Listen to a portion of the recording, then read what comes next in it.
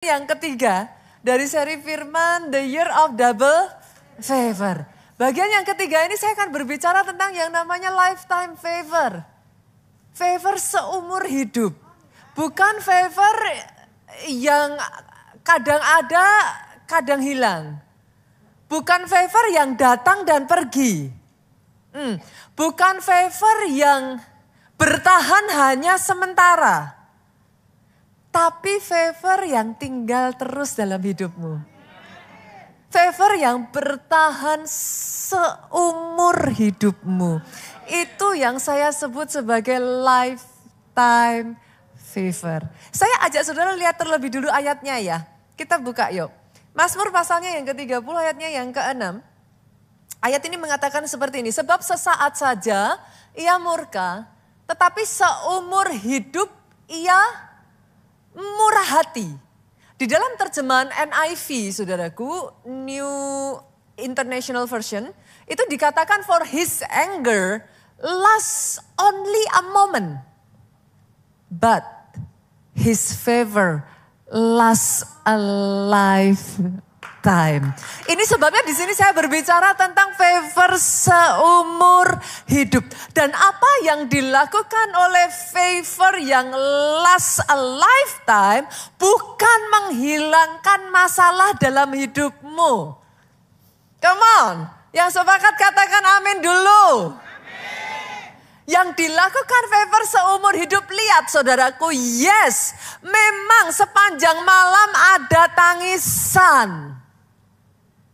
Kalau toh saudara, ada di antara saudara yang hari-hari ini kau isi malammu dengan tangisan. Kalau toh ada sebagian dari saudara ada kekhawatiran, pernah gak sih saudaraku kekhawatiran yang bahkan sampai terbawa mimpi?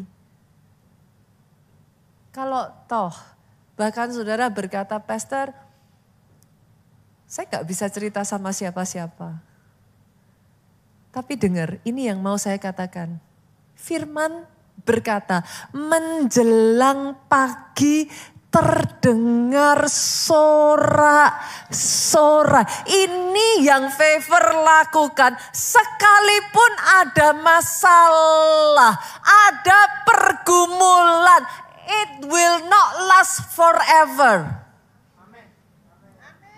Pergumulanmu tidak untuk seterusnya. Masalahmu tidak untuk selamanya. Ada favor yang last. A lifetime memampukan engkau untuk menanggungnya sehingga engkau berkemenangan. Boleh sekali lagi aminnya yang paling keras. Tepuk tangannya boleh yang paling meriah buat Yesus Tuhan kita. Buat saya pribadi ya saudaraku, kalau maybe ada orang yang buat saya paling mengerti apa itu namanya favor. Saya rasa Daud orangnya.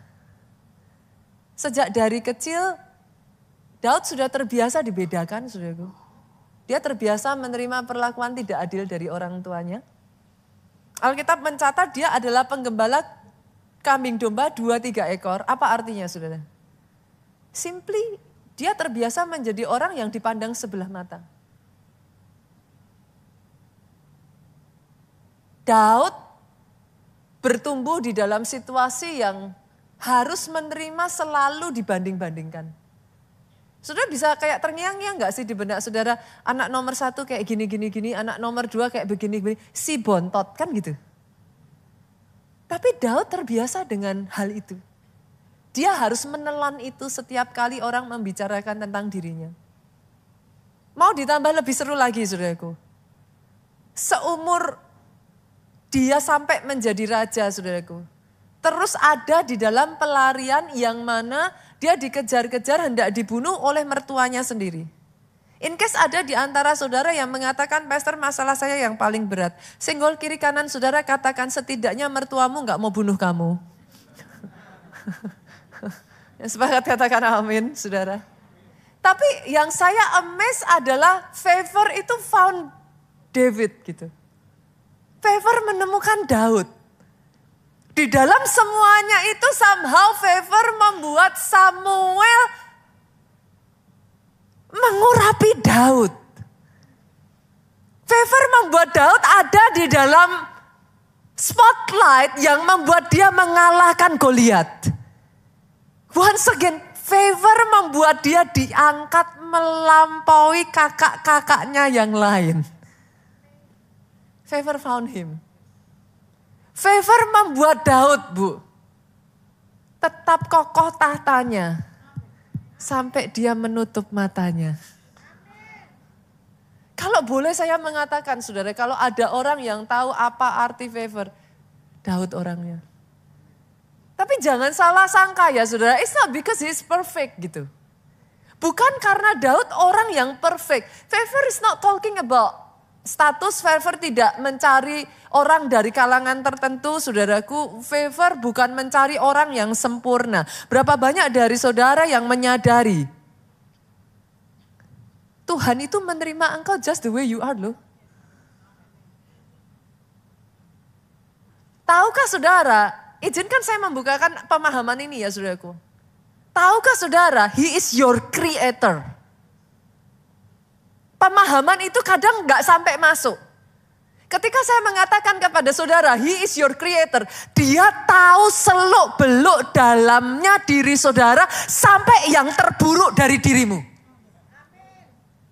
Dan pada saat dia menciptakan saudara dengan semua kelemahan, kekurangan, ketidaksempurnaan saudara. Dia mengatakan semua baik. He accept you the way you are. Bukan masalah kesempurnaannya. Favor bukan karena saudara sempurna di hadapan Tuhan.